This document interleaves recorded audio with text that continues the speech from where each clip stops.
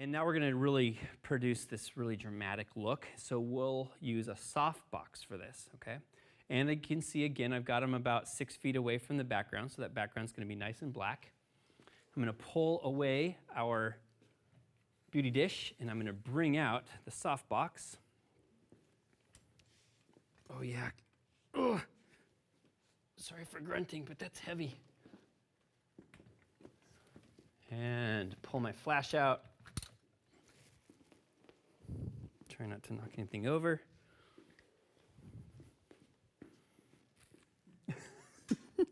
It's a dance. I love the softbox for this. So we're going to do nice side lighting here. And actually, I'm talking through what I'm doing out loud so everyone knows what's up. I'm pulling out that little diffusion panel there so that the light spreads all around on the inside of my softbox. Put it here on my Speedlight speed ring. I'm at a quarter power. I'll just stay at a quarter power, see what that looks like. And from the lighting position now, I'm going to drop it down so it kind of covers most of his torso, about like that. Okay, right there. Let's take that photo. It's a little bit back, a little too far back. Right there. Okay, this will be one of the starkest, the most dramatic shots of the day because we've got no light coming in from that side. All right, 1, 2, 3. And I think I might have overexposed it. I've just got a feeling that I did. Oh yeah, definitely overexposed it. So that was at a quarter power. I'm going to drop that down to probably drop at least a stop. So I'll drop it down to 1/8. Maybe let's go down to a 1/16. 2 stops. So I took 2 stops out. Great. Nice. So this is true side lighting. You can see, actually, there's a little bit of light. No, there isn't. There's no light shining on this side of his face. Okay, that's nice and dark. I'm going to hit my tab button here so I can go and see my tool panels. As I move my mouse around the screen, you can see the background is all around 1% brightness. Cool. I've got nice solid black there in the background. How about his face? The dark side of his face. See the brightness levels there are 5 to 7%.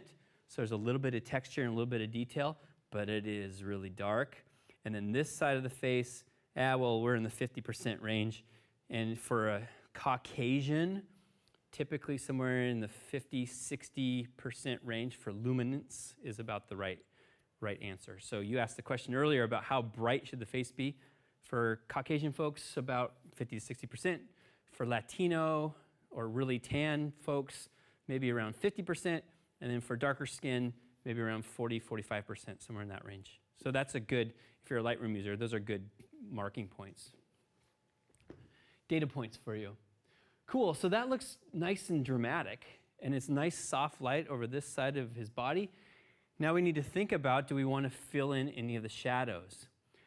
And again, it goes back to what's your overall mission and purpose for the photo. Do I want International Man of Mystery? Well, then we've probably accomplished it. Do I want to fill in some shadow information? Yeah, I think I actually do. Just a little more detail. Plus, that side of the face looks a little too dark for my tastes. So, I'm just going to be really subtle with this and bring in the reflector. The white side, in this case. And I'm just going to go oppose. So I'm just going to go straight oppositional.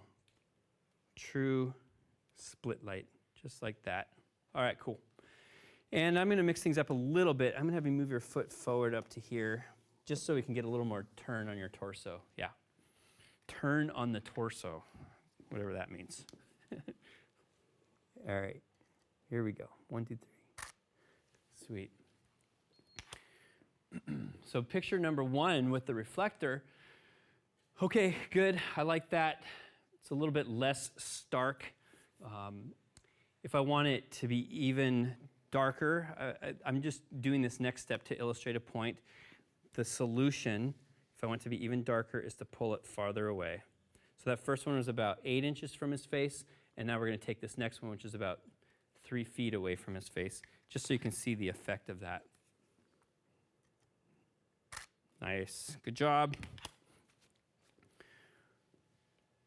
Again, pointing out that we're doing all of this with one flash, and we're making all of our minor adjustments with those reflectors, reflector positions. Super. Yeah, I'm liking that. Let's go to full screen so we can look at it. And on my computer monitor, which is somewhat calibrated for actual viewing, the blacks look nice and solid black. Here in this case, in the studio, it looks a little bit bright, but trust me, I think that background is solid black. Love it. Love it. Nice, serious look. And then here's the previous one with the reflector closer to his face. And I kind of like that one too, because we're getting a little bit of catch light on the dark side. So it shows a little bit of life. I don't want you to appear dead. Death is never really that good. So life is good. So that's using a softbox in a side lit scenario. And I just want to show you positioning here. For the sake of this next tutorial, I'm going to pull away this this reflector. And what I want you to do, Jeff, is I want you just to kind of rotate your body around a little bit. So yeah, we're going to rotate into the light. That's good. Yeah, let's bring this over this way just so it's a little more comfy. The purpose of doing this is to show you that with the light in the same position, you can create different looks just by moving the body around. Okay, so here we go. Nice. Now go ahead and go straight towards me. We'll just make kind of bigger moves. Good. Excellent. And then let's turn even more that way. And for the sake of this photo, let's go even farther. Okay. Yeah, right there. Good. And now, because of the way the lights are set up, we're not going to get any real catch light in his eye. So this is going to be the darkest, kind of most mysterious of all. Nice. So light position matters, and subject to light arrangement matters. One of those things I'm always thinking through is the subject doesn't always have to be facing you necessarily. You can get a lot of different looks just by changing things around a little bit with their position to the light equipment. So as the last photo we took, here's the one where it's true split lighting like we did before, and then here's one where his torso is faced more into the light. And we can even get more fancy with the positioning. If you have a bigger backdrop, well, then I can have him just turn his body this way with his face towards me here. We get more lighting. And just by moving around like this with the light staying in the same position, we get a lot of different looks. It's exciting. I'm excited. I don't know about you, but I love it. So flexibility, knowing your tools, and understanding the position of light really helps you create the drama that you're after.